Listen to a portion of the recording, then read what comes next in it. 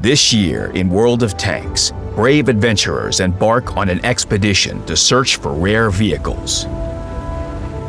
The reward they may gain along the way inspires awe and respect. The Object 777 version 2, the Char Future 4, and the AE Phase 1. Such treasured steel is worth a trip to hell and back. 8 expedition stages await. 4 will take place in Frontline, and the other 4 in Steel Hunter. And you'll be able to venture to Dreamland in August. Frontline will be available as early as March 9th. From March through June, 4 stages await, each 1 week long. Frontline will be unavailable in between these stages. The rules are well known to many of you. Battles take place in Tier 8 vehicles in 30 versus 30 on the Normandy and Kraftwerk maps. One team attacks, the other team defends their territory. Both maps are divided into 3 fronts. At the battle's start, 10 vehicles from both teams are deployed to each front. The goal of the attackers is to capture the bases and zones to reach the high-caliber gun turrets. The attackers win if they destroy 3 of the 5 turrets.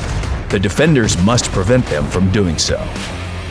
The attackers have 12 minutes to breach the defenses and eliminate their targets. Capturing bases adds extra time. To occupy a control point in the second line, the attackers must control the base in the first line of the same front. The more points the attackers control in the first line, the faster they can capture points in the second line. The rules are the same as those in random battles, but with a couple nuances. Hitting a vehicle inside the capture circle does not reset the capture process. Rather, it halts the process for a few seconds. To completely stop the capture, all enemy vehicles inside the capture circle must be eliminated. Once a point has been captured by the attackers, the defenders must withdraw or else be destroyed by a massive airstrike. The attackers must capture at least 2 points of any one of the fronts before they can attack the high-caliber gun turrets. The turret's frontal armor withstands all hits from any gun. To damage them, they should be attacked from the flanks or the rear where the armor is much thinner. In Frontline, the battle doesn't end when your vehicle is destroyed. You're sent to the respawn screen. Normally, from here you can select another vehicle and front, but now, for the first time ever, you can pick one of the deploy areas. They change depending on the battle's status. The attackers may have up to 4 such points. The defenders can have up to 6, including those in the rear in case the team needs to gather in one place and repel an attack on a specific turret.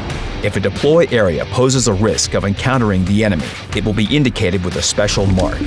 This new feature allows greater flexibility when choosing the deploy area so that you can consider your vehicle's parameters, the battle situation, and tactics. Up to 12 vehicles can operate in the same front. At the battle's start, each player has a single vehicle in reserve. Another vehicle is added every 5 minutes. You can save up to 2 respawns. Special resupply circles are placed in certain areas of the map.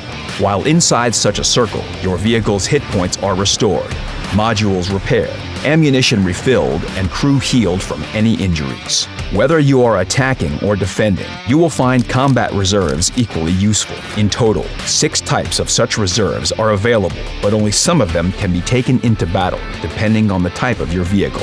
Artillery strike deals damage inside an area. Engineering helps capture a point faster or defend one more effectively. Inspire grants a bonus to the major qualification of a player's crew and any allied crews inside the area of effect.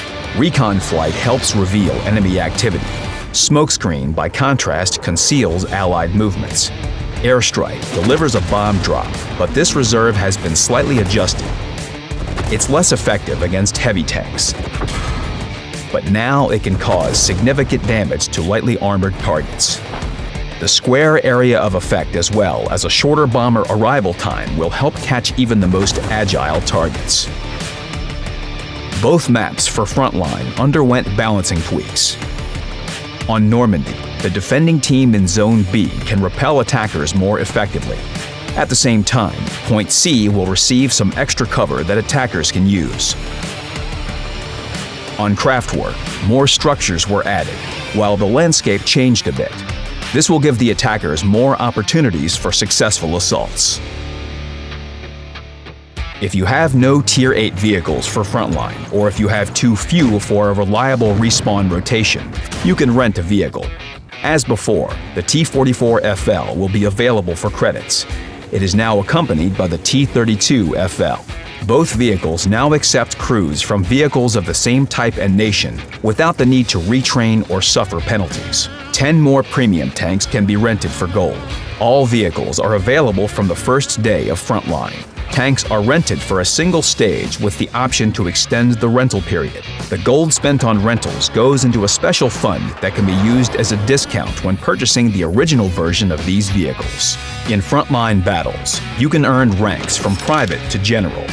They determine the amount of Frontline experience required to increase a level during an expedition stage.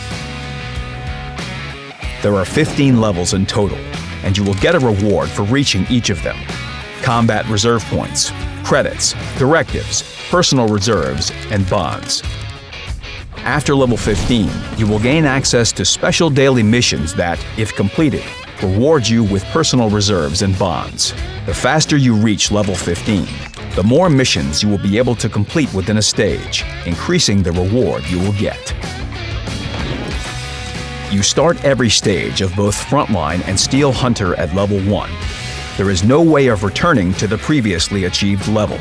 At levels 5, 10, and 15 of every expedition stage, you get a special token. You will be able to earn 12 such tokens in Frontline and just as many in Steel Hunter.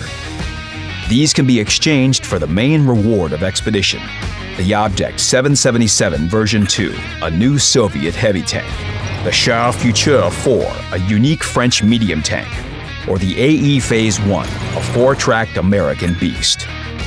In 8 stages of the expedition, a total of 24 tokens can be earned. This is enough for 2 of the 3 vehicles, so choose your reward wisely. Advance to the front line, earn expedition tokens, and don't miss this opportunity to get a unique tank after the 4th stage. The expedition has just begun.